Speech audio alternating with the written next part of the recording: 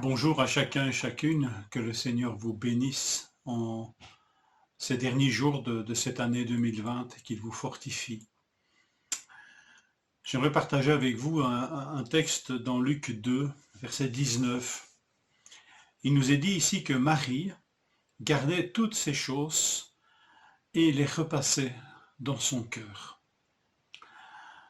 Alors toutes ces choses, ce sont les paroles que les bergers lui ont dites, paroles qu'ils ont eux-mêmes entendues de la part des anges et qui concernaient donc cet enfant, ce sauveur qui est né pour Israël. Après avoir vu toutes ces choses, ils racontèrent ce qui leur avait été dit au sujet de ce petit enfant. C'est le verset 17 de Luc 2. Il est intéressant de constater que Marie n'est pas dépositaire de toutes les paroles annoncées par Dieu. Dans tous ces événements que nous lisons, tels qu'ils nous sont relatés dans l'évangile de Luc, Marie a reçu d'excellentes révélations de la part de l'ange. Mais nous nous rendons compte qu'elle évite au bénéfice des révélations accordées à d'autres.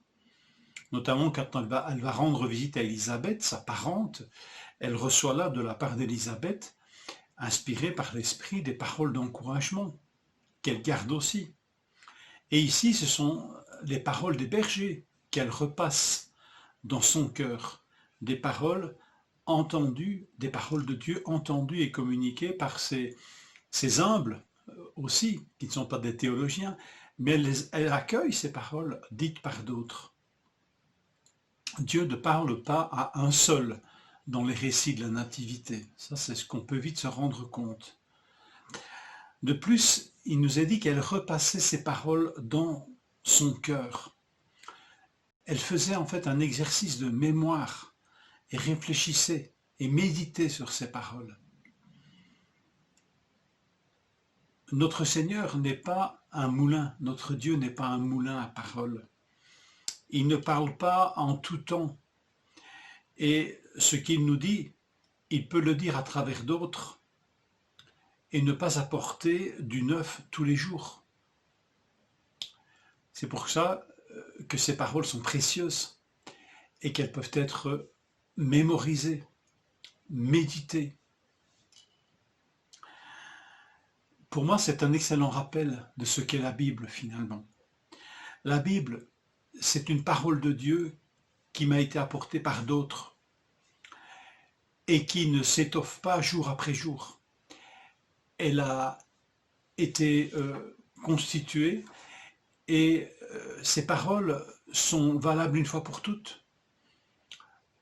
Un texte nous dit que malheur à celui qui ajoute ou qui retranche des paroles de la prophétie de ce livre. Certes, ça concerne là plutôt l'Apocalypse, mais on peut aisément l'appliquer à l'ensemble de la révélation biblique. La Bible ne s'enrichit pas tous les jours de nouvelles révélations divines.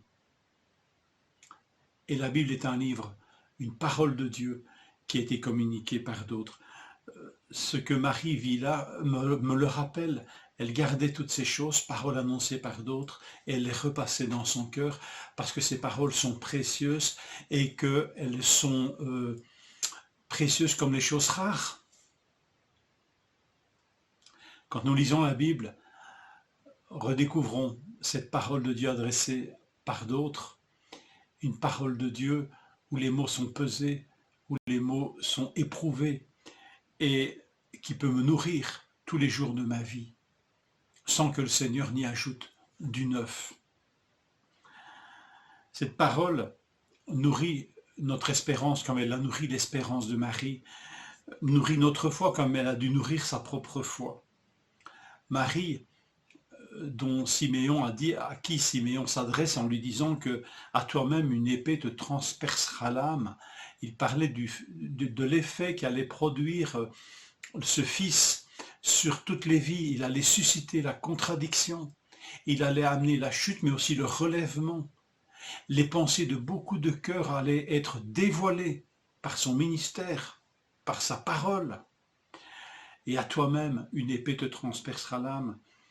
Marie, qui a dû se poser souvent des questions sur son fils, notamment quand il avait 12 ans et qu'il discutait avec les docteurs de la loi. À nouveau, on retrouve cette expression qu'elle repassait ces choses dans son cœur. Il a dû l'étonner plus d'une fois, l'interpeller plus d'une fois. Et lorsqu'il exerce son ministère, il est dit ceci dans Marc 3, 21, les parents de Jésus, et on peut donc y inclure à mon humble avis Marie, ayant appris ce qui se passait, vinrent se saisir de lui, car il disait, il est hors de sens, il est fou. Elle a dû se poser des questions, et que dire alors au pied de la croix? Qu'est-ce qui a pu permettre à Marie de tenir? Elle repassait ces choses dans son cœur, ces paroles entendues de Dieu par d'autres, ces paroles qui lui avaient été communiquées ont dû être un appui pour permettre à Marie de nourrir sa foi, son espérance, et de garder aussi cet amour pour son Dieu qui ne ment pas, et qui fait ce qu'il dit, et qui accomplit toutes choses bonnes en son temps. Alors, gardons précieusement cette parole que Dieu nous adresse par d'autres, la Bible. Repassons-la souvent dans notre cœur, dans notre âme, dans notre esprit. Repassons-la, méditons-la. Je vous souhaite une bonne journée à l'écoute de cette parole bénie que Dieu peut nous adresser. Que le Seigneur vous bénisse et vous fortifie.